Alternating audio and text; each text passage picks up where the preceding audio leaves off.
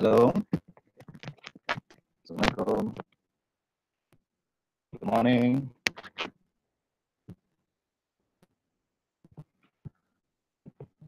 Good morning, everyone. It seems to me, yeah. Okay.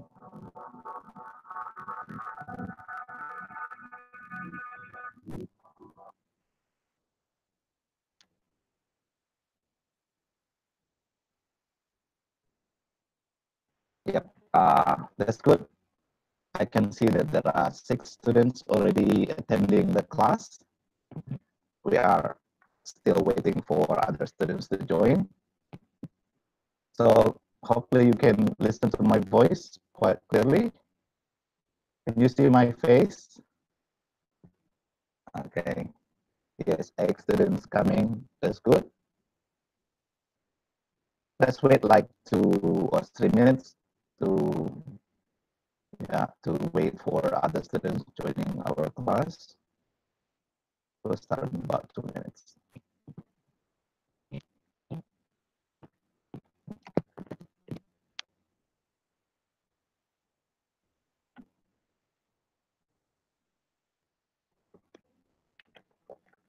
Have you got your breakfast, everyone?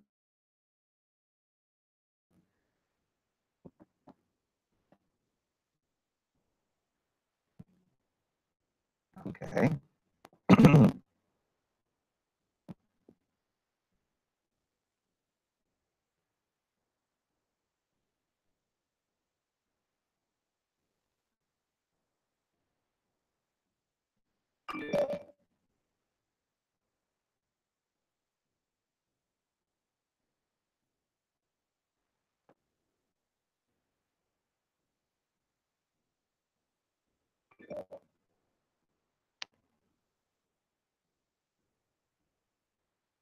All right, that's good. Yes, Nurul Ulfa, good morning. Good morning, Khairunisa Effendi. Good morning, Apli. All right, that's good. Yeah, Zahra, Shafira, Amira, Hafiza, that's good. Good morning, Khairunisa Effendi. Good morning, Apli.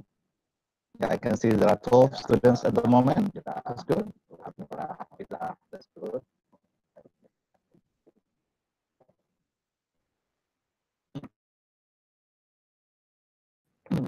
I can see there are 12 students at the moment. That's good.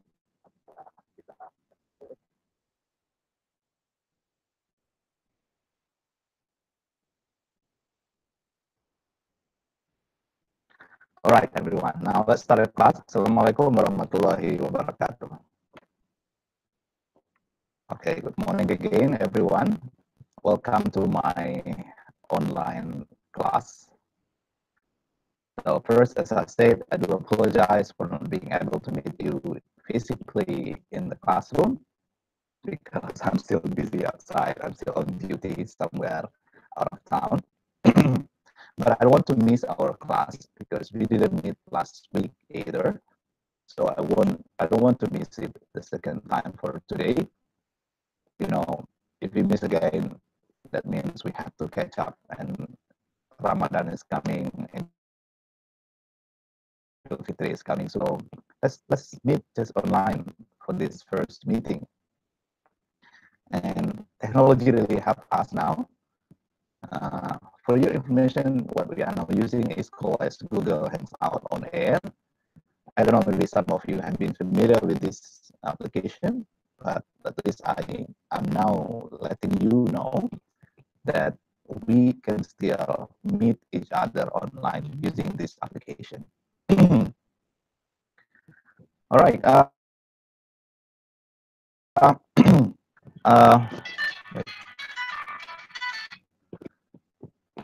uh, so in this first meeting, I won't discuss many things. I will only spend about 30 minutes presentation. So mostly it's going to be about introduction of our class and also like introductory topic regarding our class. So this class is called as Strategi Pembelajaran Bahasa Inggris, or English Teaching Strategies. So those who are sitting in this class at the moment are supposed to be English teachers in the future, right? So you are English department students, you graduate from university, and hopefully later you become an English teacher. So of course, as an English teacher to be, or the future of English teachers, you need to have some knowledge, skills, and some knowledge, skills, and understandings about how to be English teachers. So hopefully this class can help you to enrich your knowledge to be a successful English teacher in the future. Before I discuss the introductory topic, I will explain first like a classroom procedure of our class in this strategi pembelajaran bahasa Inggris. First, this is about the learning method. So in this classroom, I really want you to be more active than me, just like also my normal class and in my other classes. So most of the time, I expect students going to be more active in the classroom. In this particular class, what I want you to do later, after I upload the syllabus of the class into our Google Classroom, so you can see the topics that we are going to study during the semester. So as I have explained in my announcement before, you need to have some groups. So about 10 groups altogether. You can find your own members. So I give you freedom to choose any friend you like. But of course, make sure everybody has one group. So do not isolate one particular people, for example. But in case you don't have any group yet, please let me know later. So what you need to do in group, later group one have to do, for example, particular topic, and the next group have to, of course, have to do another topic. So you need to study about the topic first. I will provide you our main reference for this group. I will upload it. I will upload it as well in our Google Classroom soon, so you can see the material. So I expect you to study the material before we meet in the classroom, especially for those who are going to be presenters in a particular meeting. But of course, other students also expected to study the material before we meet in the classroom, so everybody has something in their mind about the topic that we are going to study. So that is like a group project every meeting, that you need to present the topic. It's about 30 minutes presentation, and then followed by about 15-minute discussion. And after that, I, of course, will explain more about the topic. Maybe I will add something, or I have to clarify something that you're not clear yet. Okay, just like a normal discussion with other lectures. That's number one. And the second one, after the class, you need to reflect. I think for those who have been with me, because I know one of students in this class is like a repeater student, you know it already, that you need to reflect what you have studied today. And then later, you need to write down your reflection. Yeah, it's like 200 words. Yeah, you can write more than that, depending on how many you can reflect from what happened in the classroom. So this is like a reflection activity. When you become a teacher later, one of the skills that you need to have is a reflective skill. So what does it mean? After you finish teaching and then you go home, you need to reflect about what have you done in the class before. So you imagine your class, you imagine your students, and think of what have worked well and what didn't work. And for those who didn't work, you need to reflect what happened. Why, for example.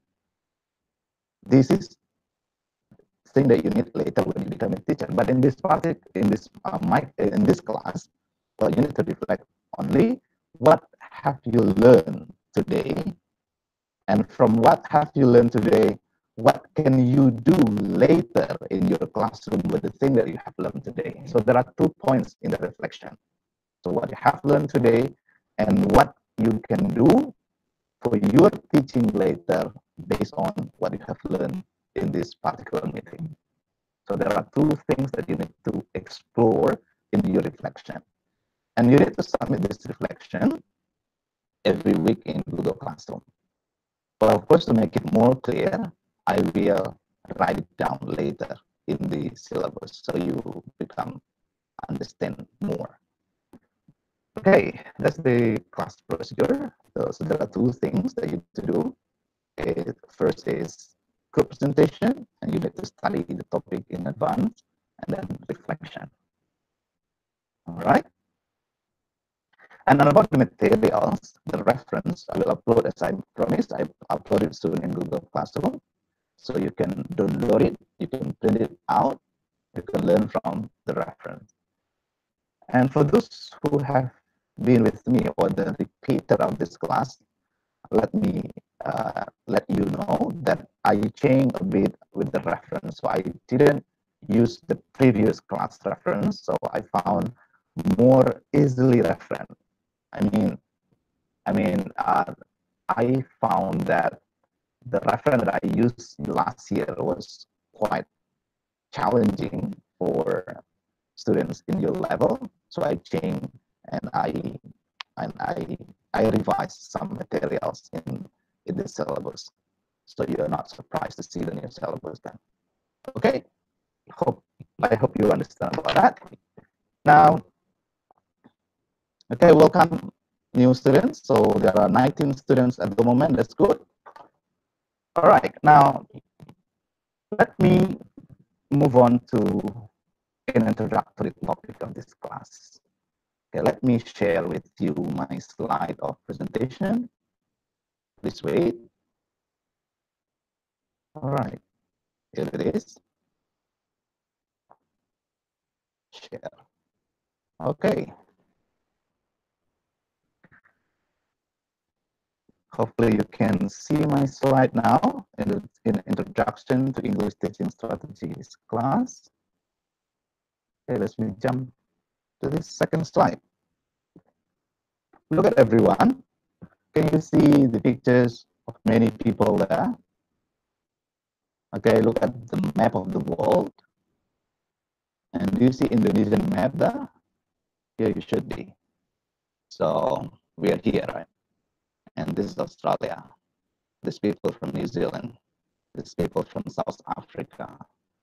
Okay, from Guyana, Haiti, the USA, Canada, United Kingdom, and many other countries.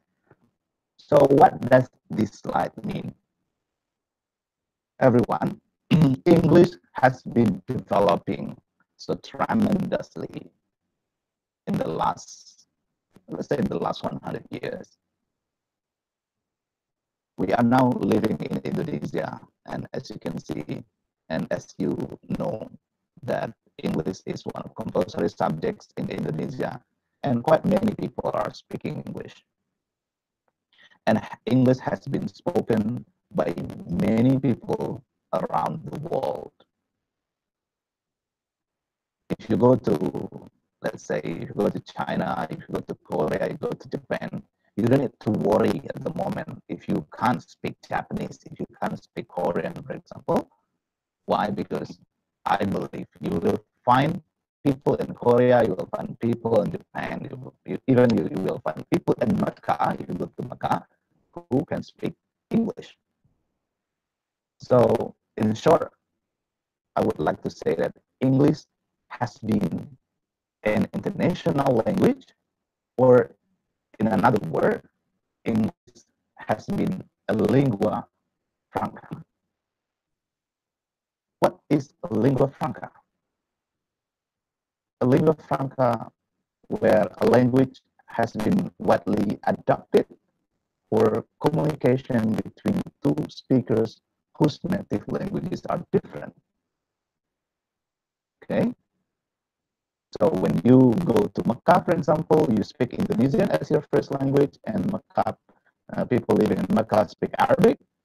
But because of you don't understand each other if you speak with your first language, you choose to speak English. So English has been a lingua franca. But English is not it's not the only one language used as a lingua franca. Yeah, there are at least 7 languages, or 7 languages that can be used to speak each other when you don't understand the first language of the speakers. English is one of them, but also Arabic, also Chinese, also for today maybe French as well. But I will focus on English only in this presentation. And in terms of English speakers, see, English is listed as one of the languages spoken by many people in the world. So it is listed as one of the 10 most spoken languages in the world. Chinese is number 1. Do you know why Chinese is number 1? It is no wonder, because China is the country with the most largest population in the world. So no wonder if Chinese is the most spoken language in the world. But after Chinese, it is English.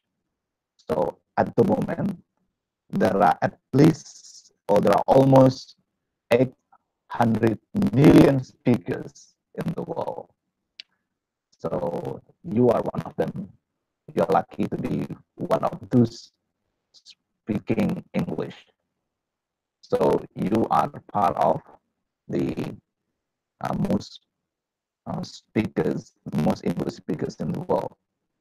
So why I show you these 2 slides? Language as a lingua franca and English is listed as one of the most spoken languages in the world. This is to show you, in terms of profession, for example, this is to show you that English really brings new opportunity for you, for English speakers. What is the opportunity? The opportunity, of course, that when more people want to speak English, they want to study English, and of course they need more teachers, and that is your opportunity. So that's why you understand that being able to speak English, understand English, is like a window of the world. You can earn money by using your English, by teaching English. Even you don't have only to teach English here in Indonesia, you can also teach English in other parts of the world. Okay. Now I come back to English. So how English develops? English was developed first, of course, based on colonial history, because of the English-speaking people colonized other part of the world, including Indonesia. So they brought English to Indonesia. But not only from colonial, English is also developed because of economic, because of people travel around the world, or because of information exchange, and also because of pop culture. In my generation, for example, the pop culture at that time was really Western center. I still remember that many of our generation really love Hollywood movies, for example, and most of movies that we watch at that time were in English movies. Maybe a bit different from your generation, because in your generation the pop culture now seems to be the pop culture, especially in Indonesia, was mostly dominated by Korean culture. So no wonder now people in Indonesia also love to study Korean language. But again, still pop culture in terms of English development, still one of the factors that makes English develop around the world. And it is interesting when English develop around the world, we need to be familiar with the theory by Kachru. I think you need to remember this. He calls his theories as Kachru's three-circle model of English as a lingua franca. What is his model? So his models is divided into three circles. So this is what he calls by inner circles, and then outer circle, expanding circle. What he means by these three circles, the inner circles refer to English speaking countries, or those who live in these countries who speak English as their first language. So simply we call these people as native speakers of English. So like people living in the USA, like people living in the UK, Australia, and New Zealand as well, included in this inner circle. So these are native speakers. And the outer circle refers to the countries who use English as their second language, like India, Singapore, the Philippines, including I think Malaysia is included here in outer circle. So in this circle, people use English as their second language. When you go to Singapore, for example, you will be really familiar with Singapore English. They have different accent, but they speak English as their second language. Their first language could be China or Mandarin, but they speak English almost also every day, like what happened in India and Malaysia. And how about Indonesia? Indonesia is here. Indonesia is in expanding circle. So in this circle includes China, Russia, Thailand, and many other countries, like Saudi Arabia is here. So in this circle, people speak English as a foreign language. Again, as a foreign language. So inner circle as the first language, outer circle as the second language, and expanding circle as the foreign language. As the foreign language, of course, like Indonesia, our first language is our mother tongue, and our second language is Bahasa Indonesia, and our third language or foreign language is English. And so what does this imply? Of course, you can feel, hopefully you can feel, if you live in in the outer circle, like in India, Singapore, and Malaysia, you will have more exposure to the language. So it would be more easily for you to absorb the language, to understand the language.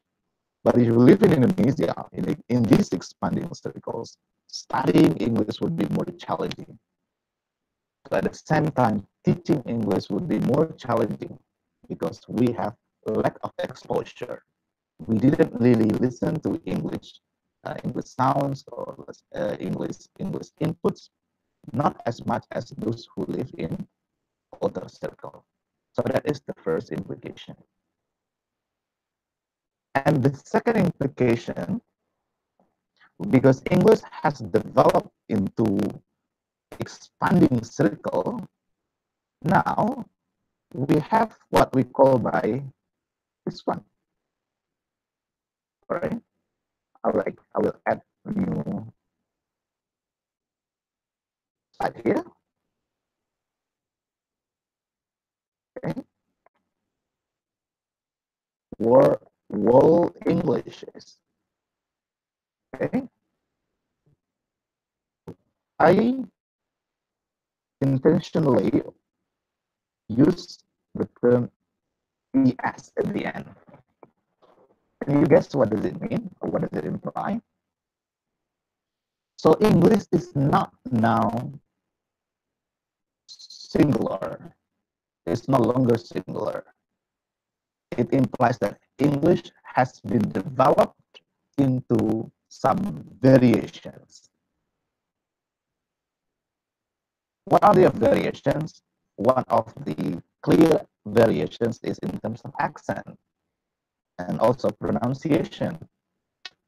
So before we know that we know some variations like uh, British English, American English, Australian English, but now we have other new variations. If you go to Singapore, you will listen to what we call by Singlish or Singapore English.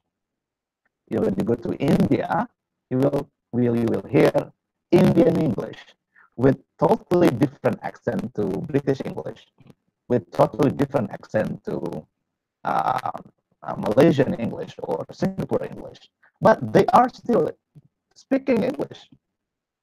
Okay, so be aware of a lot of variation of English today, and a further implication of this development is people start to question what we call by standard English. So the question is, do we still have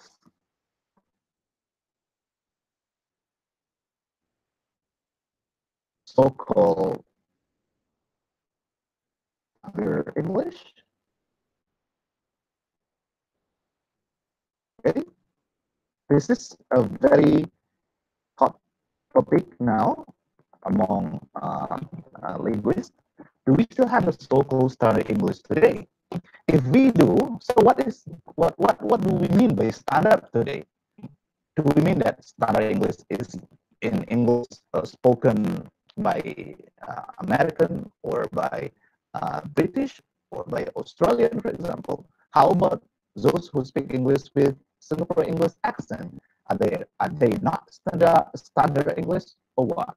So this is like a very hot debate today among English linguists.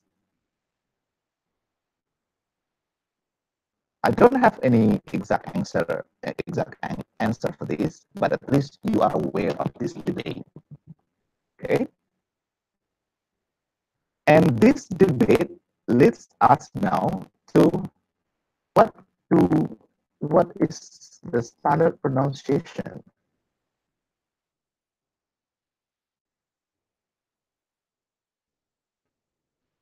Okay.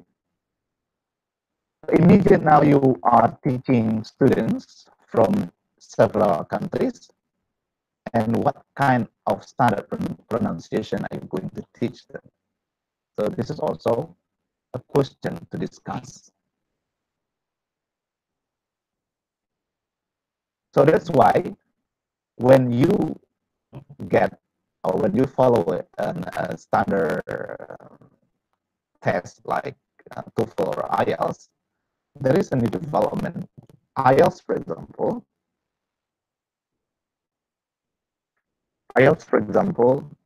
in listening, in the listening part, you will not only listen to one particular accent. Long time ago, when we listen to TOEFL, most of the time people will speak with American accent, but in IELTS test, you will listen to some variations of accent. Yeah, sometimes you will listen to those with British accent, but sometimes you will listen to those with American accent, or sometimes you will listen to those with Indian accent. So why these people develop such a kind of test? This is to adopt new development of English. So that's why when you teach English in this context or in this new development, you need to consider this development. I think when you teach pronunciation, you need to consider that you don't have to teach with one particular accent or one particular standardized pronunciation, let's say American accent, for example. I'm not speaking English. I don't know what kind of accent I have. but just call it like, Indonesian accent or Minangkabau accent. But at least you still get what I mean, right? You still understand what I'm saying. So that's why, in terms of teaching pronunciation, what is more important now is not about accent, it's not about what kind of pronunciation that you are going to teach your students, but what is more important is this. This is what we call by intelligibility. What does it mean? You know what does it mean? Intelligibility means this is about whether you can be understood by other people, or whether the message can be understood by the recipient. So when you speak English with whatever accent it is, as far as the message can be understood, that is acceptable, that is fine, that is perfectly fine. Okay? Why? Because now English has been developed in such a way. We have what we call by this one, wall Englishes. Okay, everyone. Now, please think more. Yeah, this is now your, let's say, like a follow-up of this presentation. Think more. What other implication, shut down this, what other implication do you think that other implication that might happen to your English class regarding a English variation?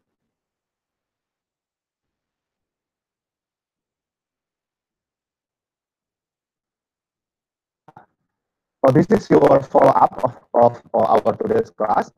Yeah, please write down your answer,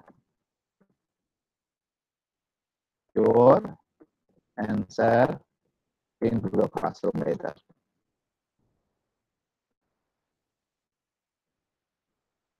So I have mentioned, for example, the implication in terms of teaching vocabulary, for example. How about teaching grammar? Think about it.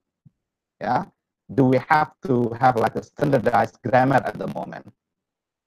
I'm not saying yes or no, but think about it. Do you think that we need to reconsider teaching grammar, or do we still have to have like a standardized grammar? For example, maybe you remember one of the songs by Michael Jackson. Look like this. This ain't a love song. Well, this is the title of the song. This ain't a love song. You know the meaning of ain't? Maybe you know the meaning of ain't. All right, look. But have you ever learned about this before in your classroom? Do you remember, is any of your English grammar teach you about this kind of sentence? Ain't. When I was a student, I never learned about this kind of grammar, but it is used by many people out there, especially in African, uh, uh, in Africa, or in some part of the African countries. So this kind of grammar as well, but this is not used because it is considered not a standardized grammar before, but it is used. Okay, so think about this. What other implication do you think that might happen to your English class later regarding the English variation? All right. Hope you can understand what I mean. If you have any question, you can say it in your in your comment box. If you have, let me check your question.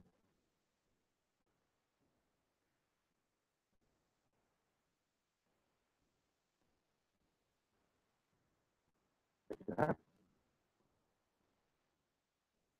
let me check your question.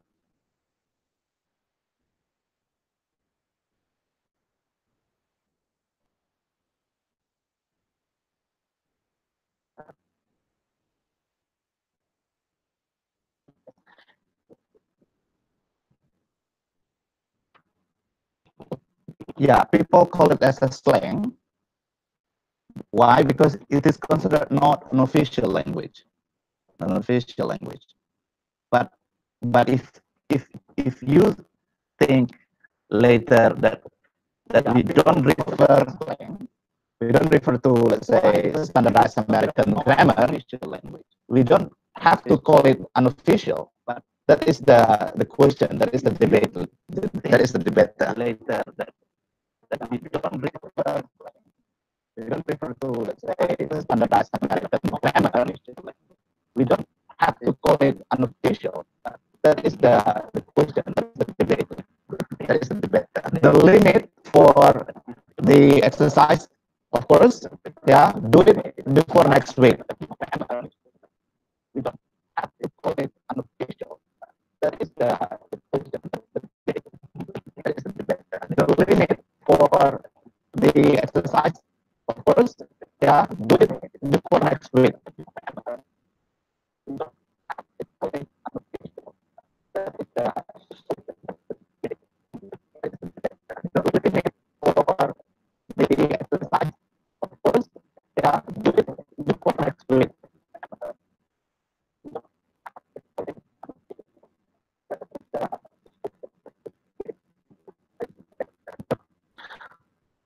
Okay, everyone. I think because of the time, I have to leave. I mean, I have to work after 8. I think that's all for our today's online presentation. And yeah, if you still have other questions, we can discuss later in our meeting next week. Okay, I'll come back to you.